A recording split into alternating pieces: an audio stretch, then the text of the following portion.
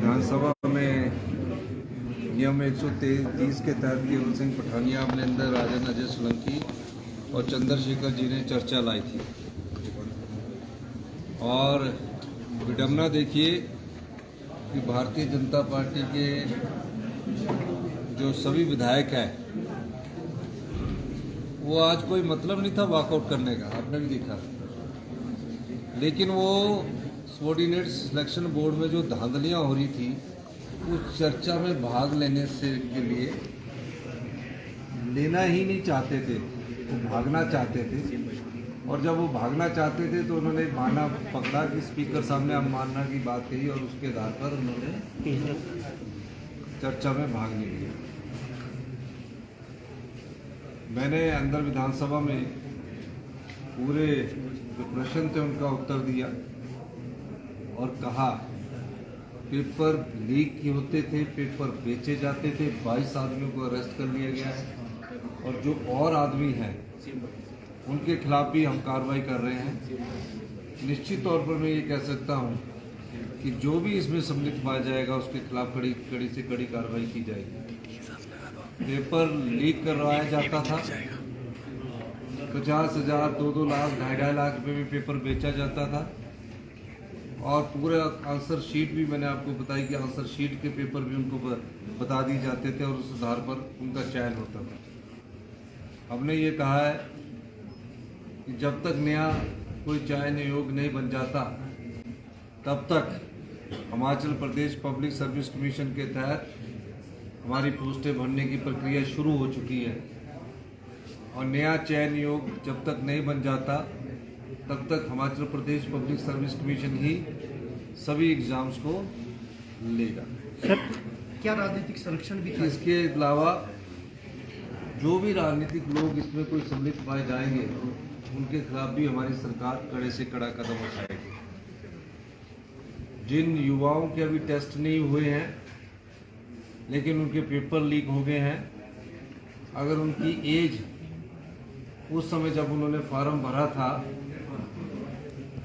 उस समय 45 साल से नीचे थी तो उनकी एज में भी हमने रिलैक्सेशन दे दिया है और जो एग्ज़ाम अभी पब्लिक सर्विस कमीशन करवाएगा उसमें भी उनकी रिलैक्सेशन को माना जाएगा।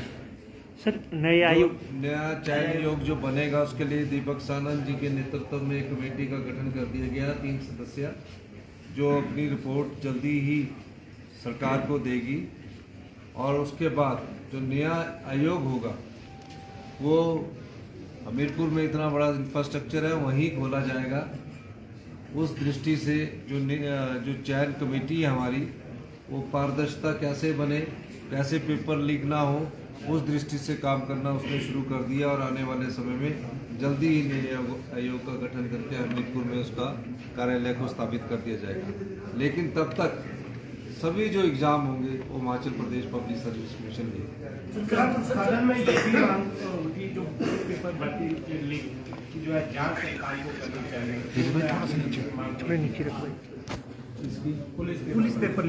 देखो, पुलिस पेपर भर्ती मांग की जो बात है उसमें प्रक्रिया चल रही है।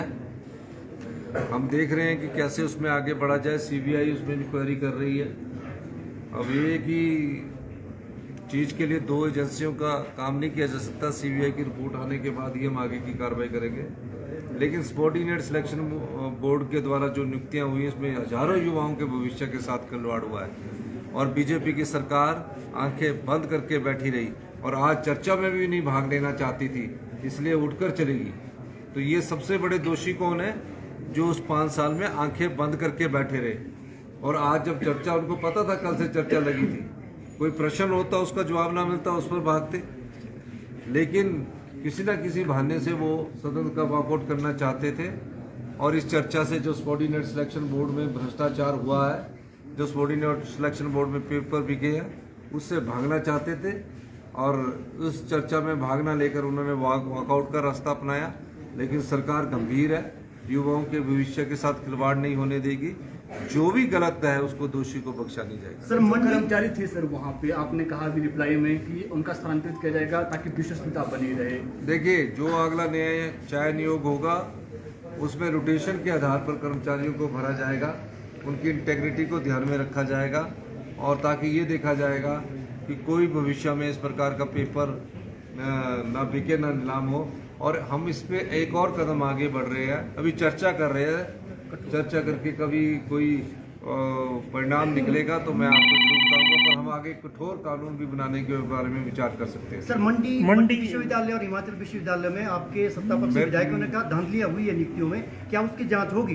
देखिए, सभी विधायक जो है उन्होंने इस बात को रखा है, मैं उस पर गौर फरमा रहा हूँ कि मंडी में कैसे नियुक्तियां हुई है और जगह कैसे नियुक्तियां हुई है। जो भी हमारे विधायकों ने बात आज सभागार में रखी है, सब पर मैं गौर करूँगा।